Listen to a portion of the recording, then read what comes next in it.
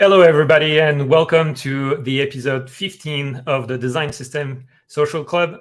Today, I'm particularly excited to have our very special guest with us, who's Jina Anne. Hi, Jina. How are you doing?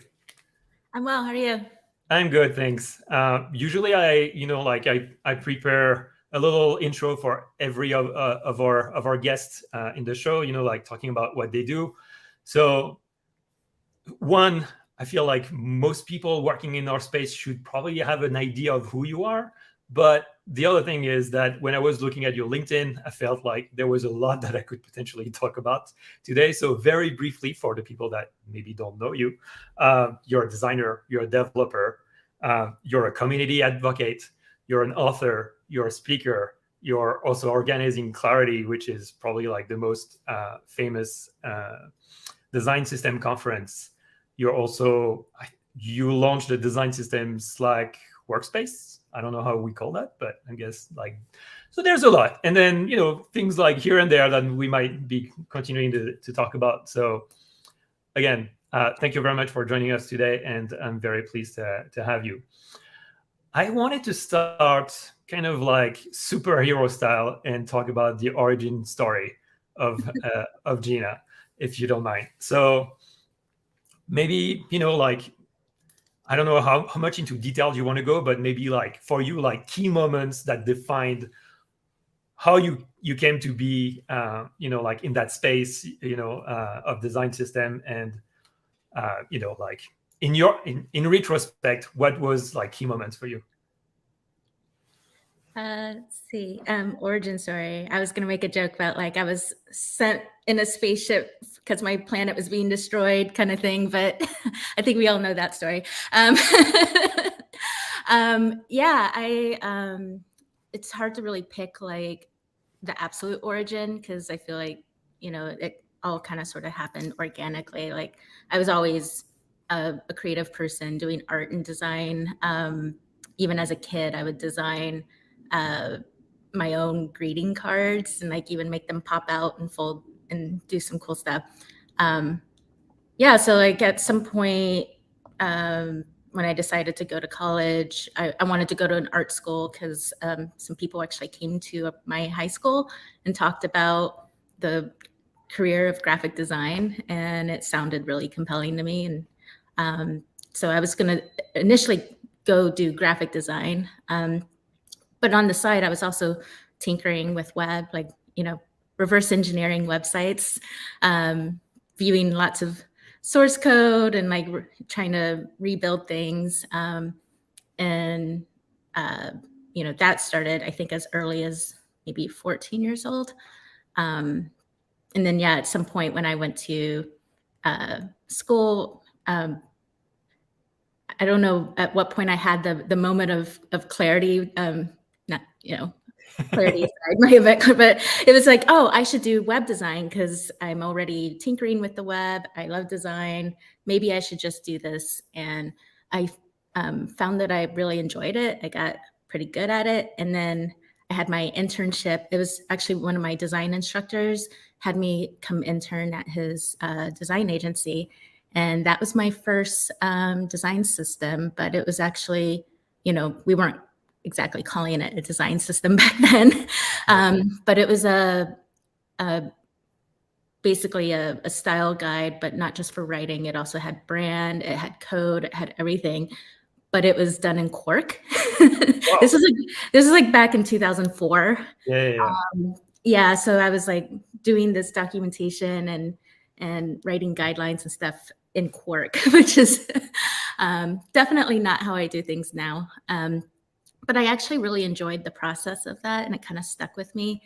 And so fast forward to when I was at Apple, which was around 2007 through 2009-ish. I wanted to do design system documentation as part of the work I was doing. I started out as a front-end developer there on the online store, and we had to do a lot of really complex CSS architecture because it's like, you had your main global styles, but then for all the different regions in the world, you might have to make some changes. And then within those regions, you might have country specific stuff. And then even within that, you might have like, a business store, like if a company has a discount for Apple, they'll have their own store, or like education stores. So like your college might have their own Apple store. And so it's like all these like layers and layers and layers. And so it definitely was, it definitely broadened my thinking when it came to how to organize CSS and modular UI. And I wrote an article around that time for a list apart. I think it was called Writing an Interface Style Guide. And I've been like kind of talking about it in some of my conference talks. But it wasn't until, I'm kind of jumping around, sorry. It wasn't until I went to Salesforce that it became like a full-time thing for me, because, pretty much everywhere I had worked, it was always seen as like busy work that you do on the side when you have time. Yeah. But it wasn't ever like a full focus. And I remember even when I was at do.com, which was the first company that, so when I joined Salesforce, I was part of that company, like they were owned by Salesforce. We would do hack weeks, and I would spend my hack weeks doing design systems work, and people would comment saying like, why don't you do something more fun with your hack week? I'm like, this is fun. I like doing this. Yeah. Yeah. So I think I probably skipped a bunch of stuff, but it's just, that's great. There's also, before Salesforce, there was also Engine Yard, where I did my first like design system documentation that was like part of the application code. So like a live website where all the components in the design system were live, also in the product. Mm-hmm. That was the first time trying that out. And I feel like now that's like pretty common, but it wasn't super common back then. No, of course. Yeah, that sounds great. By the way, just maybe a tiny detail, but when you were working at Apple on the online store, it must have been like one of the first version, if not the first version of the store, no? It wasn't the first version of the store, but it was the first version of the store that went to web standards. So wow. Prior to my time there, it was only like 640 pixels wide, even though the rest of the site, like that, if you clicked on the tabs across apple.com, they would each look very different because those were like completely different teams. So it's like only 640 wide, table-based, spacer GIFs, like, yep. Definitely needed a lot of work. And so when we did what we called the remodel, it was basically a complete restructuring of the CSS architecture. So I felt really lucky to get to work on that. Oh, for sure. Yeah. Those were the days. What was cool is like I was there during the very first iPhone launch too. So I got to work a lot on iPhone related launch stuff, which was fun. Yeah, that's really cool. Thanks for sharing. Yeah.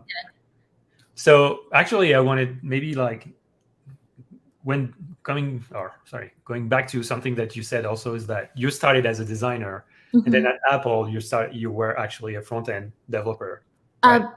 Yeah, so I started at Apple as a front-end developer, and it wasn't my ideal way to come to Apple, but it was a foot in the door. Yep. I really wanted to do design. And so after about a little over a year of doing front-end development and basically doing that big project, I was ready to switch over to design. And there's actually, I think you might know this person, Bob Baxley. He was my manager. So he ran the UX team. And so I moved over to his team. And so it was still on the online store, but it was now doing visual interaction design. But because I had coding chops, I would also end up doing like some fun prototypes, or even when I started doing the design system documentation, there I was doing a lot of that in code as well. So Cool. yeah.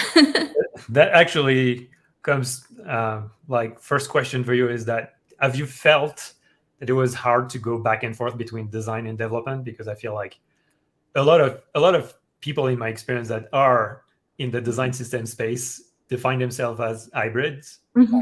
I'm one too, but what is your experience? And maybe like at that time, going back and forth between those things, do you find them challenging? Do you have like Yeah, I mean, I used to struggle a lot in my career up until I started focusing on design systems full time. Mhm. At many companies, you were either one or the other. You couldn't do both. And Yeah. so it was like, when I was on front end development, I was missing design. So I had to switch over to design team. But then when I was on the design team, I missed being able to actually write the actual production markup and styles for what I was designing. I actually really love designing directly in the browser. That wasn't as super common practice back then, but yeah, like I would always find like you get sort of one hat to wear and you can't to put on another hat until you take that other hat off. And I actually have an article I wrote a few years ago called, I think it was like Design Systems and Hybrids. And it was basically about how I think one of the reasons design systems have really become a popular practice is because it's a home for hybrids. Like it's a Oh, for place sure. where we can thrive and use our skills and not have to be bucketed. Yeah, I couldn't agree more with this. Like this is also my experience, and I mean it's also what I personally feel. If I'm working in design system is because I want to keep like an eye on or like a foot in each space for Mhm. sure. Cool. So going back to the origin story, you're probably one of the few people that were um, kind of like the big bang of design system because we talked a little bit before, like when style guides were style guides, and then like I feel like you and me are probably like I worked on this kind of stuff, and then one day this popped up, and I think you were basically there for the birth. So can you tell us a little bit more, like in at least as your perspective, how this actually came to be a thing? Uh, yeah, and so many people have different takes on what the timeline is for Of all of course. this. I was actually reading one um, just earlier today that I was like, there's a lot left out of this timeline. But anyway, so when I first started out with them, like for me, coming from branding agencies, like we called them style guides. And so that's the way I used to talk about them. And even when I was initially launching the idea of Clarity, I was initially calling it a style guide conference and then changed it later before I launched it. But yeah, like for me, it's kind of funny because for me, the term design systems or designing systems like have been around forever. Mhm. And I don't know at what point everybody just decided this is what we're going to call everything that we do. Yeah. But from my perspective of what I observed, I've been seeing some presentations that would say like, design systems, not pages. Like so many people would include that in their presentation, including myself. Yeah. And forgive me, I don't know who the original person was that said it because I've seen so many people say it, but Yeah. that concept had been around before this field of design systems, I think, got popular in tech. But component libraries, pattern libraries, style guides, like all of these things were in existence for many, many, many years. And Yeah. when I see people say like, oh, it started in 2005 or 2004, I'm like, no, no, no, no, no. Like this goes way, way, way, way back. Like I even think of like the graphic standards manuals for like NASA. Like Mhm. to me, that's a design system. Even though there might not have been code, it was still a design system. And it's only um, and because of our industry, it's become a larger umbrella for a lot more things. When I was at Salesforce, I think we were calling the first version of our style guide, which was pre-Lightning. Mhm. We were just calling it a style guide, and then we were doing design tokens before Lightning design system was a thing.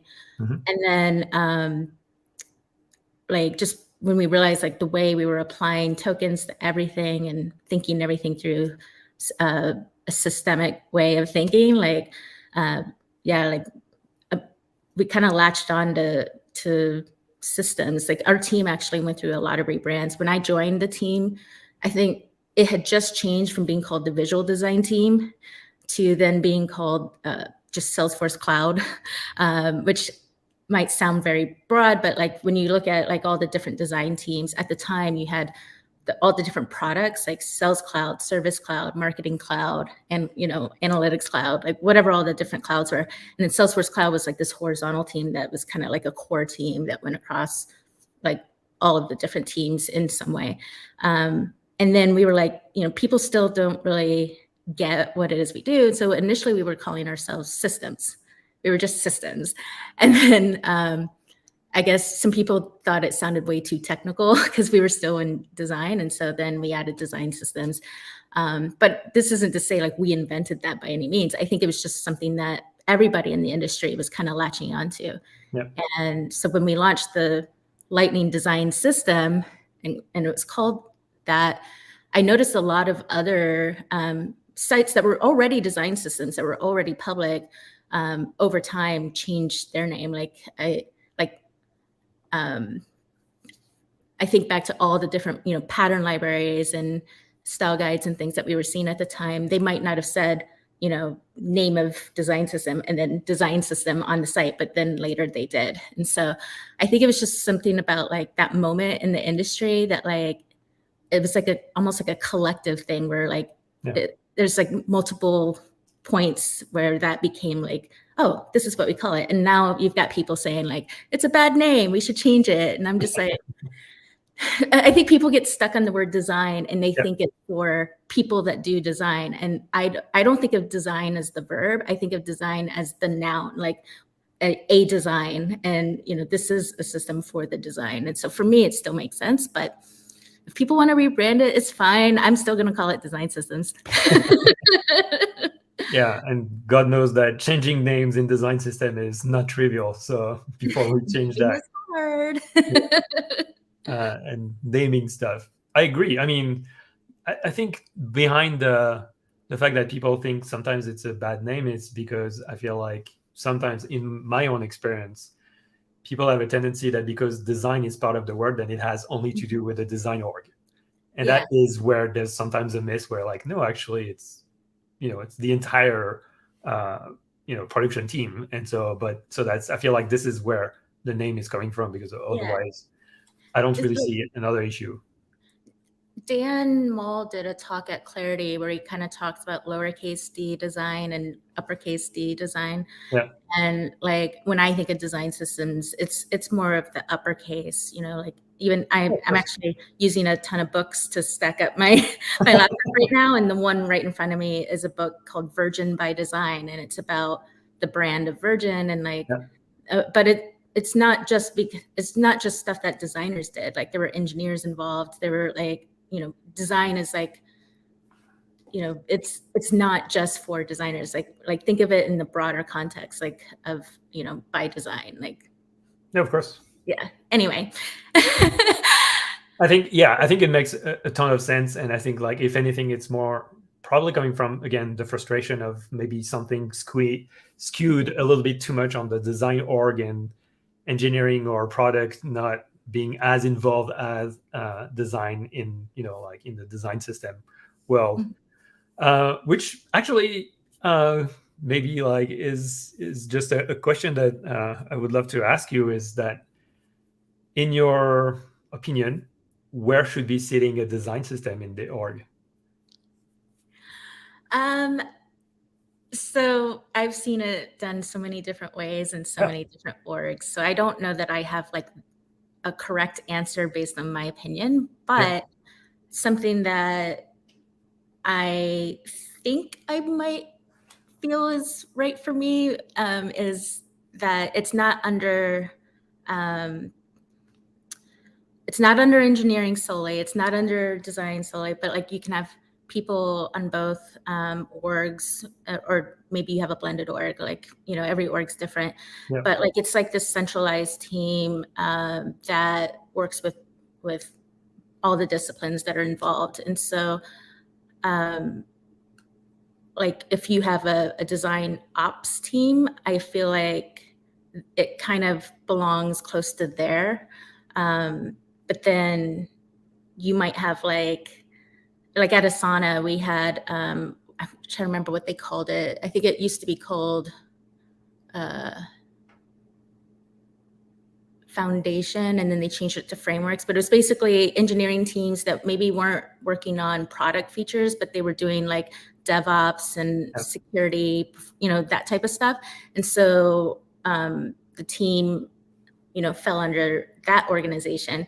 But then I was always like, well, shouldn't we also be kind of dotted lining into design ops as well? And they might have changed that by now. You know, I haven't been updated on what's been changed since I left, but it's hard to say like it should have a home. Like I almost feel like it might have multiple homes, which is why maybe the federated model that Nathan Curtis always talks about can kind of solve that, like having people within these different disciplines, but we all come together and assemble into this great team.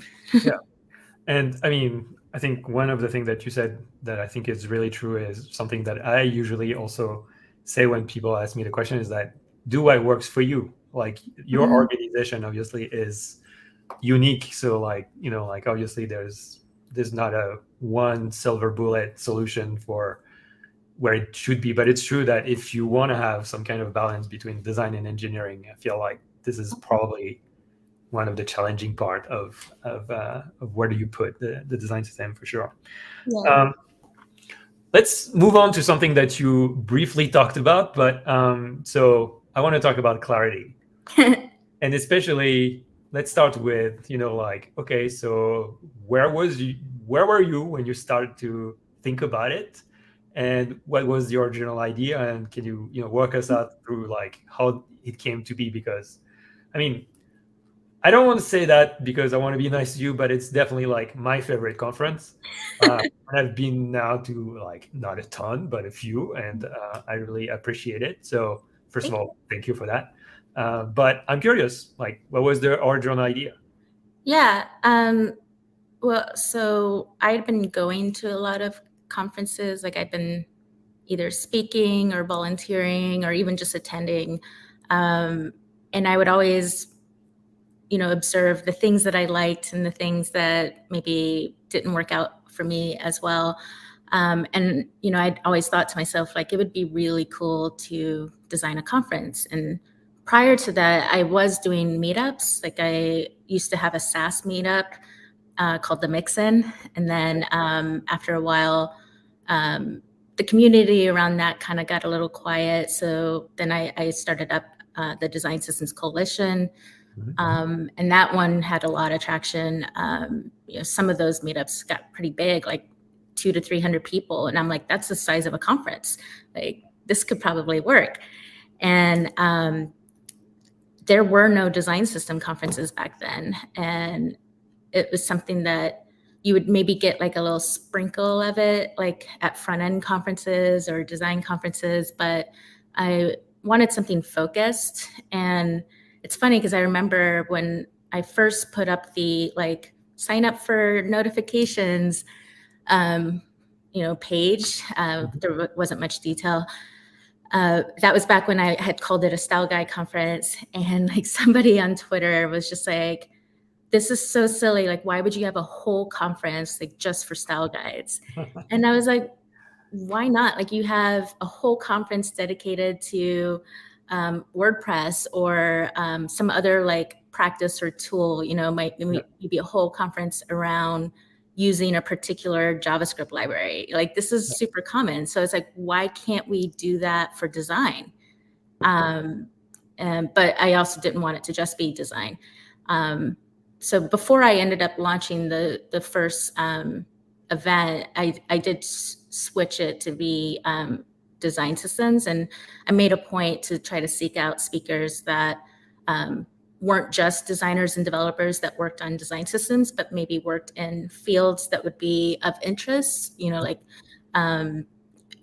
at the time, I didn't know of any design system teams that included accessibility. Like now it's pretty common practice, but I wanted to have accessibility. I wanted to have performance, like all these other topics that like are part of like, driving quality, which, that was like something that I cared a lot about. And so, I remember talking with a couple friends about it, just to kind of gauge interest. And to be honest, it was really scary because, taking on something that was not only like, the first of its kind that I was aware of anyway.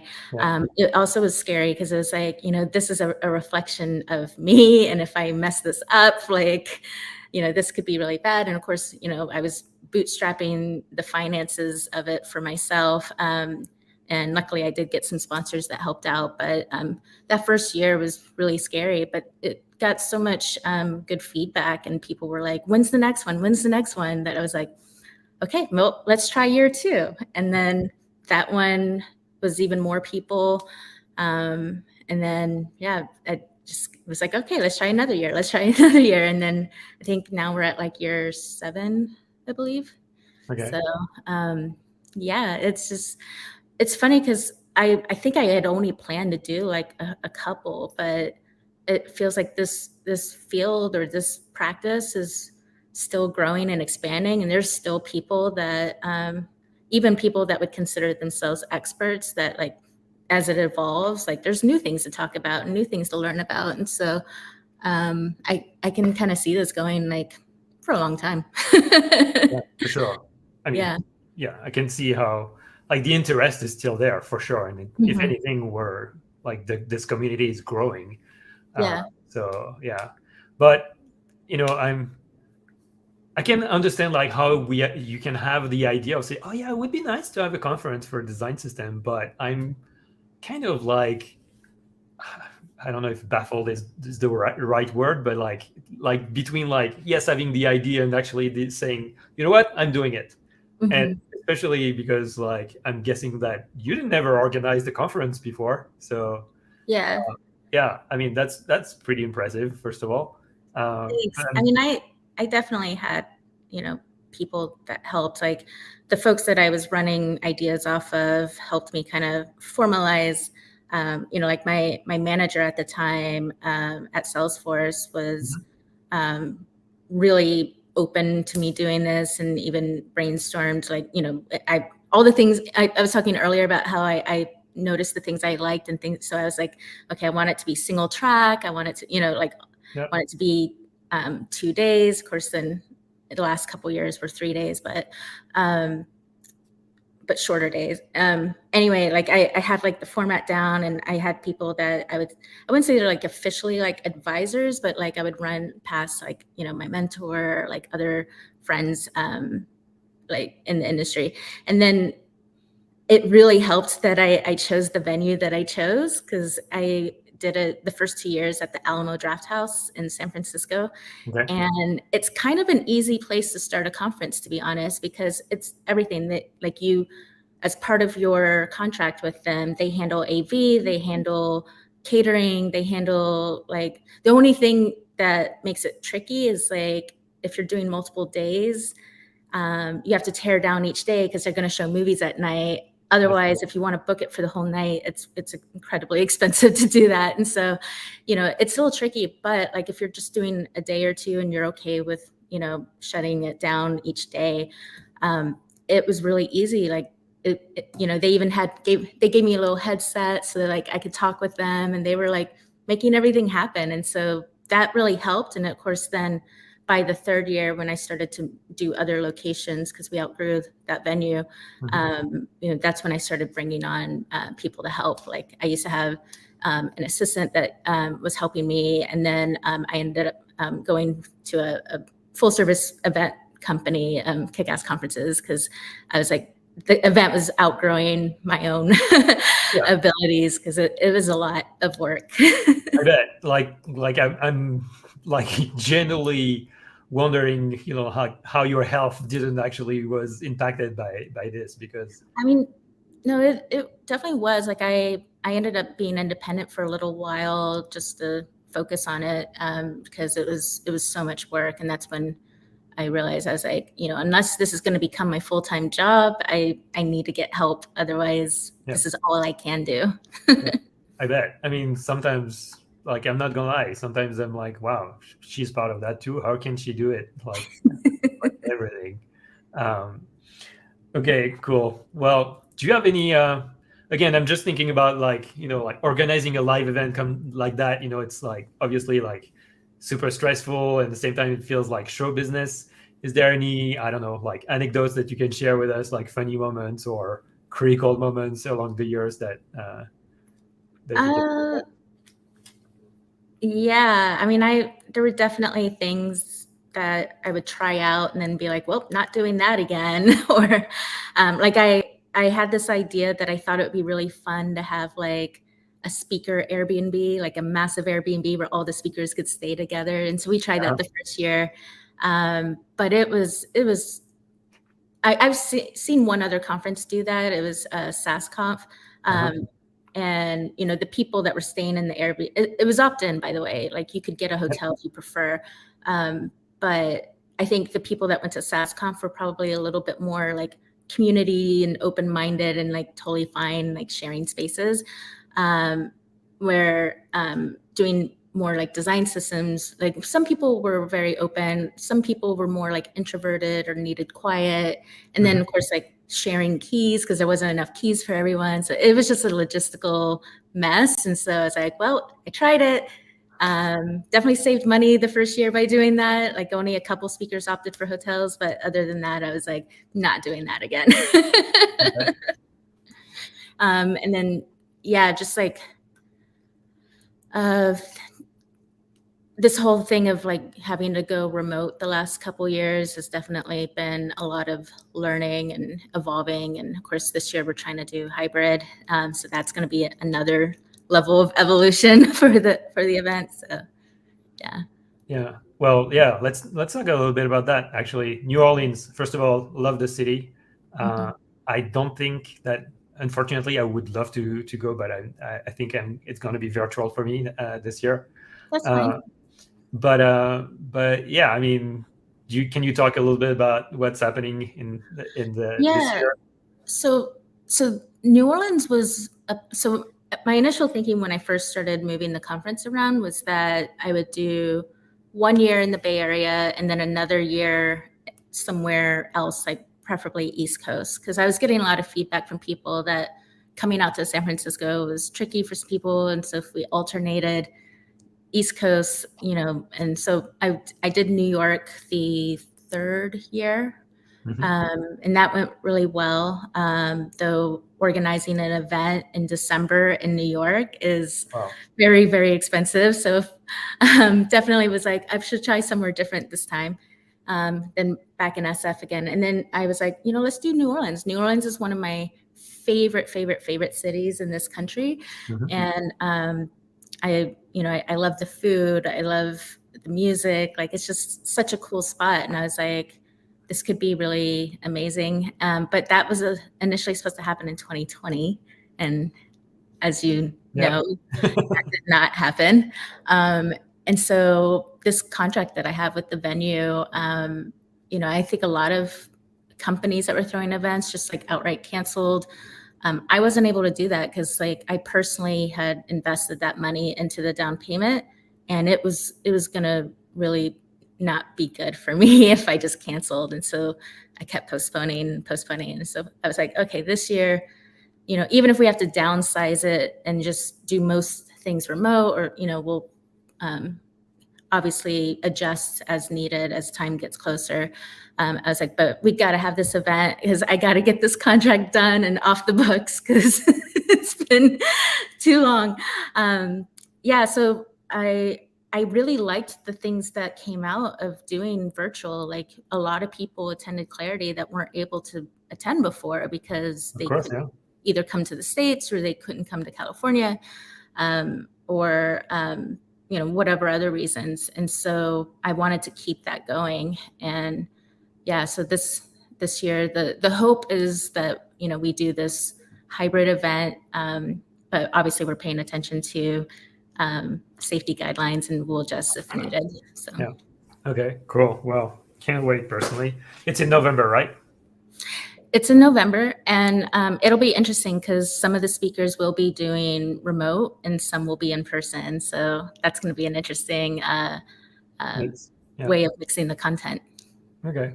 We talked, actually, I think it was our previous episode where we were doing some kind of debrief around the Figma conference.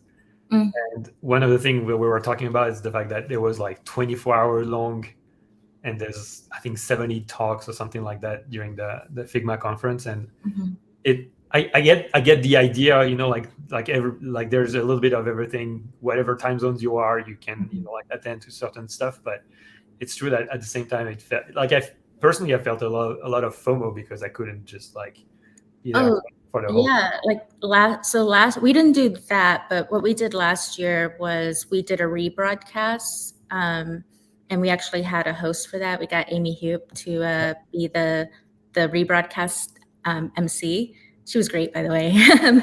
But like I had FOMO because I wanted to experience what they were experiencing, and so I would like stay up with, like, after a long day of doing the event here, I would stay up and then do the event at night until I would finally fall asleep. And then it was definitely probably not the healthiest thing to do, but I didn't want to miss out on anything. The thing I had hoped to do this year, but we just between like resources and timing weren't able to do it, was that we would do watch parties in key cities. And that way, instead of doing like a live rebroadcast, it would be like those key cities would replay the event, but then have local hosts. So then people can still go to an event live, but they would be local.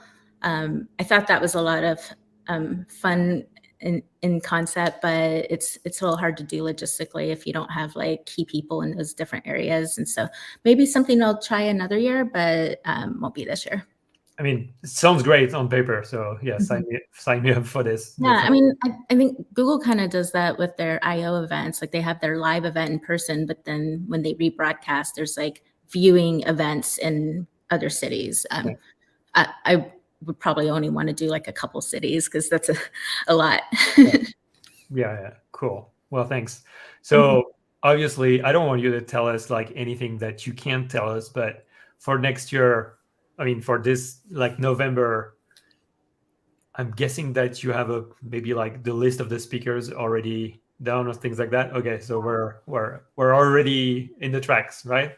Yeah, so I usually have a running list. Like some speakers will be on my list and I'll ask them and then they can't do that year. So then I re-ask them the next year. So sometimes events will be, the speakers will be planned out like a year or two in advance, which I know like for some people it can be disappointing because, people are always asking me like to speak, but there's only 12 talks. So it's hard to get everybody that you want, but I do have the list, and then sometimes somebody might drop out or something happens, and then I can like make adjustments. But we always have like launched like early bird tickets before announcing the lineup, just to kind of help with like there's all the deposits and things that you have to do like for vendors and staff and stuff, and so it helps us out. And then like it's a little cheap, but it's like a marketing moment you can use when you start announcing the speakers like in batches. So I think this year they might do them all in one go, or maybe they'll do like just a couple batches. I used to do them just one by one, which probably was maybe a little bit annoying, but it was a lot of fun for me. Yeah. I might have done the same thing, so don't feel bad. Cool. Well, again, excited. Actually, I was thinking, so given the fact that there's only 12 slots, do you actually accept, like, I don't know, like people ask, like request, like, are you asking for speakers, or do you already have like people in mind, or how does So that work? I've always done invite only. And I realized some people aren't a fan of that, and Mhm. I get it. But, um, to be quite blunt, like I honestly feel like clarity is what it is because of the curation. um, a lot of stuff goes into a lot of things factor into the curation, Mhm. not just skill sets and sometimes it's also trying to mix brand new speakers with veteran speakers, and and I also try to even slot like on the schedule, like based on the the way I want topics to go and like the narrative it tells. And so there's a lot that goes into it. However, I recognize that like there's probably tons of speakers out there that I might not even know about or be thinking about. So I do have a form on this site where you can suggest a speaker and you Uh-huh. can suggest yourself if you like. And I do look through that periodically just to, kind of, and I have actually invited people that were suggested. Cool. Like one great one, like before I even met her, somebody had suggested Tatiana Mack. And then I realized like, oh, wow, she's amazing. And, I ended up getting to know her and she did such a great job. So I do look, if people think it's just an empty form that goes to nowhere, I do look at it. Well, um, that's good to know. Now yeah. our hopes are up now. Yeah. Uh, cool. And yeah, it's also a lot of people that reach out, they just want to show off their design system. And I feel like most people that go to this event, they already know what a design system is. Yeah. And, the first year, the first talk was Brad, and he kind of gives like the intro to what design systems are. Yeah. But like, I want to get into the meat of things, like, get into some practical details. Yeah. And, I don't think like show and tell style talks uh, would really serve the community that well. But there's so many other opportunities. Like there's other like, local meetups and things. So I often would do local design system coalition meetups, and I would let people do like their show and tells. I've always thought about doing a specific um, event, like maybe at one of the parties that would be like a show and tell. But yeah, a lot of people that reach out when they talk about what they want to talk about, they really just want to show off their newly launched design system. And I'm just like, it's great, it's beautiful, but like, I want more, Yeah. Understand. Yeah. I mean, like, to me, like what you're saying, it makes perfect sense, and Mhm. it's true that, if well, yeah, it would feel weird to have somebody at Clarity just like showing what they're doing. It's like, Mhm. yeah, cool. And the one exception to that is I do sometimes have the keynote. It might be somebody like when Richard Daney did his NASA Uh-huh. stuff, like that was a show and tell, but like he deserves a show and tell. That was Nessa too. So yeah, maybe. Yeah. Cool. Great. I'm thinking maybe we can start talking a little bit of something else. And Okay. you have a few hats, so I want to talk about, like maybe other things, and also just explain. And I feel like sometimes from a distance, people think like maybe certain things are not for them, or like not approachable or not doable, things like that. So I just wanted to have like your experience being a couple of things. One is, at one point you were a Google dev expert. Mhm. So can you talk to us a little bit about that? Like, what was, what's the process? Like, what do you do? And, like, what's the Yeah. expectation there? So Google and other tech companies actually do this too. They will identify people in the community that are experts in whatever their subject matter expertise is. And usually it's connected to that company's technology or products. So, Google has their various categories around like Angular, Flutter, um, obviously web Yeah. technologies, and so on. Other companies, GitHub stars, Microsoft MVPs, like it's a thing that I think is becoming more popular. But it's a great way to kind of give back to the community that uses your technologies and resources. And these are usually people that are blogging, speaking, writing. But you don't have to do all those things. Like sometimes it might just be somebody who's like contributing a ton to open source, or maybe they're doing like a great podcast or something. Like there's all these different, ways Of that getting people. noticed. Sorry. Of getting noticed. Well, just like getting the info out. And so Google Developers Experts at the time when I joined had also product and design as well. So I initially joined as a design expert, and I was under product design, which was under visual design. That one and product, unfortunately, they sunset those categories after some time. I'm hoping they might come back though, but we'll see. But I was able to then switch over because they had web technologies. So if you do CSS, you can, do that instead. So I was lucky because I got to stay in the program, even though my category had shut down. It was a really cool program. The only reason I'm not anymore is because once you become a Google employee, you can't be in the program anymore. But it was awesome. It was like a combination of activities. Like we would do general calls where we would, share what we've been doing in the community, like conferences we've been speaking at, books we've published, or some open source library that we launched, like whatever it might be. So we're all updating each other and checking out each other's stuff.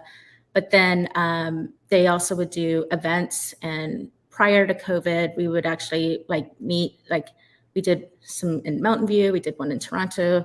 We all get together and kind of present in, whatever our topics are. And it might be like about your particular subject matter expertise, or it might be something that would benefit everybody, like, public speaking tips or how to do really great technical writing. Like there are all sorts of different styles of talks. And they also supported you, like they would give you a stipend towards speaking. And you would have to track everything just so, they make sure that you're getting out there and you're doing your thing. And I don't know, I'm kind of one of those people that like when there's any sort of tracking involved, then I get a little competitive. And so I was pretty happy to find out like right before I exited the program, I had apparently had like some of the most activity like that year. And so it's just like, yeah. Gamification to the max. Yeah, but it was really fun. Like I got a lot out of it. And I actually highly recommend it to anybody. Like if you're doing a lot of content creation and you identify closely with one of those categories that they have. And it's not just the ones I list, it's even like, assistant, if you do stuff with Google Assistant, like they have a bunch of different categories. I highly recommend joining because like I got a ton out of it. And it was just a really great way to meet other people that are experts in all sorts of different fields and topics. So For sure. it was cool. Yeah. Okay. Do you know if I'm guessing like it's somewhere online, so maybe I'll put a link in the comments after for people. So I think you have to be referred. Okay. Either by a Googler or a current GDE. Okay. And then there's like an application process, and they'll walk you through all that. But they have this program they launched, I think maybe last year, called Road to GDE. And so it's like these ways they mentor people to get ready to go through the process of trying to become a GDE, which I thought was really cool. Cool. Great. Well, I'll check it out. And if I find something, I'll put something in the show notes or something like that. Cool. Thanks. Another hat, because again, you have a few. I wanted to talk a little bit about the fact that you're a co-chair of the Design Token W3C community group.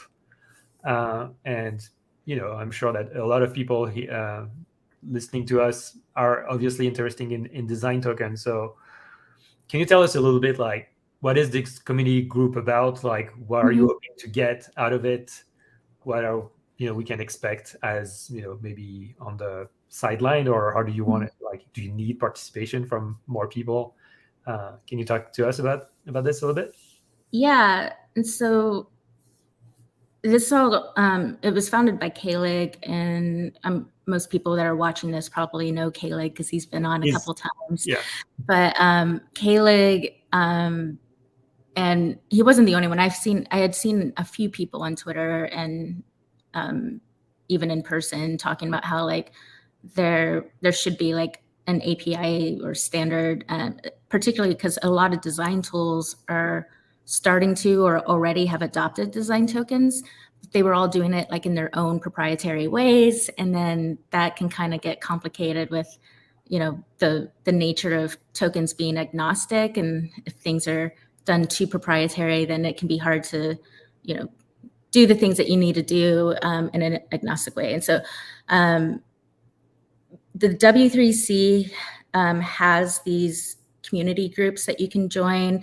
They're not official working groups, which I think is a confusion some people have. It's not like officially W3C creating these standards. It's just a community of people that are creating these standards, but they're doing it in this channel of W3C, because W3C gives you a lot of resources, and because of the nature of what they do, like there's some stuff that gets protected because of that. And so it's a good thing to be a part of. But like sometimes I do hear people saying like, oh, well, W3C has this. I'm like, no, we have this standard. Like and we get feedback from folks on W3C, but it's not an official spec from W3C. So I just wanted to clarify that. Yeah. But yeah, so I'm super excited about the future of design tools, and I really want to see this baked in. I was about to be like looking at you, and I was going to say the design tool, but I'm not going to do that. But yeah, I am not like the strongest API writer. In fact, I've never written an API. And so that's not my role in this team. But we have an amazing team of editors that are good at that. And so they've been iterating on this thing for quite some time. My role as a co-chair was to focus more on the community aspect of it. And so at the very beginning, when we were talking about like, what are our principles going to be, we were very involved in coming up with those principles, and thinking through like how inclusive we wanted to be, what things should be out in the open, what things should, just that kind of stuff. And admittedly, I have not been super involved recently. Just I've been a little bit busy, but what's cool is like that it's super active. Like I see activity in the Slack all the time, and it makes me happy to see that, this is not, something that we just wanted to do and then dropped it. Like it's a thing. And there are actual companies and tool makers that are already using the spec now, which is great because I just think it's going to lead to better design tooling in the future. No, for sure. Yeah. I mean, yes, this is great to hear. And I personally feel like if, like design system is probably a hot topic in the industry, but design tokens is probably the hot topic of design system right now. So yeah, I mean, definitely looking forward to, yes, I feel like this is, I can see how design tokens might be the one thing that we can actually, codify and have standards around for design system. So definitely happy to see that, this thing is ongoing. And I don't know, maybe we should do another episode with just, Kelly and you or something like that. Yeah, I would also suggest some of the actual editors. Yeah, too. of course. Yeah. We can dive deeper into that. But yeah, this is really cool to hear about. Great. Thanks, Jina, for all of this. We're almost at the hour. We've been talking for a while, but I wanted to talk about like maybe in some way of like closing notes. You're obviously, leading this community in so many different ways, and I'm sure that like your network is pretty extensive. I wanted to have your feeling around design system future. Like where do you feel like this is going, and I personally see like more and more companies wanting to have one. I also feel like more and more people are starting to think of a design system as a practice, which I think is super interesting. But I wanted to have kind of like your thoughts about like where are we going in your mind? Yeah. So I have written and spoken about this, so this might be a repeat for some people, but I'm going to say it anyway. I think that a lot of the folks that are, not all of them, but a lot of folks that are in design systems are a little too focused on the artifacts and, largely being the shiny, polished marketing website that goes public. And don't get me wrong, like I love looking at those sites. Like they're great recruiting tools. I joined Salesforce because of the one that they had at the time. And they're awesome, but like sometimes the system itself that site is a representation of needs a lot of work. And so there's still so much ground to be covered in design systems, and people are exploring all sorts of cool things with using design tokens behind the scenes and doing like really cool dynamic stuff with their designs. So like there's this stuff where it's like you can describe a design in text, and then it can like scan the database or whatever you want to call it and be like, okay, here's the components you need to like do that. Like that stuff is always really exciting. And I think when a lot of people talk about the future of, we think about those things. The thing that I like to talk about is what I call invisible design systems. I feel like a lot of times it's like Groundhog's Day. Like you design this site with some buttons, some cards, some lists, and so on.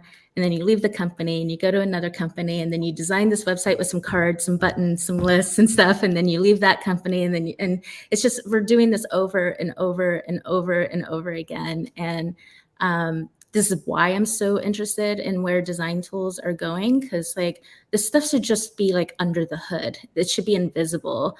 And even as much as I love design tokens and evangelize them, like I think sometimes maybe designers and developers don't even need to know that design tokens are there. Things just work because they're there. And it's like, you don't need to be an expert in design tokens to get value from them.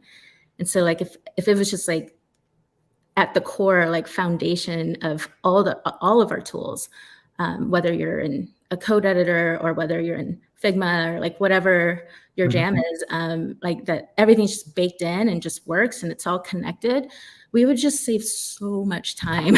And I feel like we're spending so much time recreating things over and over again. And I want to move past that and get to the really, more exciting stuff. And so that's kind of where my head tends to go when I think about future. I see. Do I understand correctly that you're almost thinking about a no-code design system?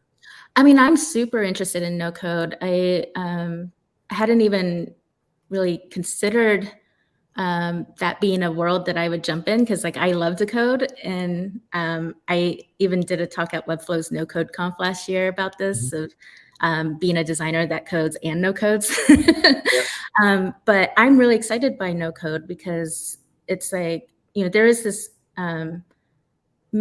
misperception that no code is trying to, take away developer jobs. And I don't think that's the case at all. It's really more of just things are just getting more integrated. And so we're able to have our time spent on better things, or, not just doing the mundane things over and over and over again. And so if no code can get people building together more quickly, like, I think that's really exciting. And you usually hear about no code more in like, oh, I'm going to have like my Webflow site and my Zapier and like Airtable and like, but like, I really think design systems and no code, the potential there is really exciting. Thanks. I think we're going to stop there. That's super interesting. And I hope maybe an idea for another episode that we can talk about design system and no code. That seems like super fun topic. Thanks again, Jina, for being with me today and answering all my questions. I learned a ton. So thank you again, and super excited for what you're gonna prepare us for November at Clarity. So thanks again, and well, for everybody else, until next time, stay fresh, cheese bags. See you around. Bye.